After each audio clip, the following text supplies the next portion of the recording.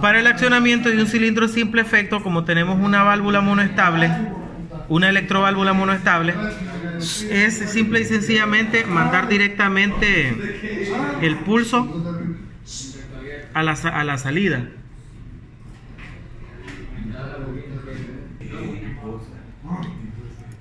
Nos vamos a herramienta, transferimos el programa a la PC, nos va, ay señor, entonces poner la dirección,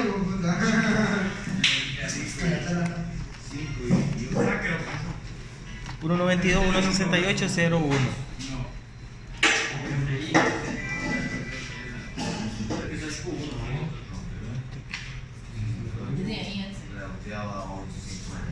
Entonces ahora ya lo transferimos.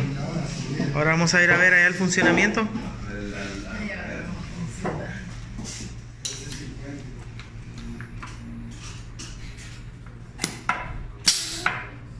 Entonces para el montaje tenemos el PLC con ya el programa cargado, el panelito de los pulsadores, el cilindro simple efecto, la electroválvula que se va a accionar. Entonces al pulsar marcha, el cilindro sale, al dejar de pulsar, pues el cilindro vuelve a su posición inicial.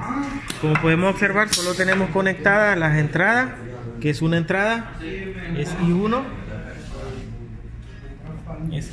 y la salida, que es Q1, que va al solenoide de la electroválvula, es la que se va a accionar.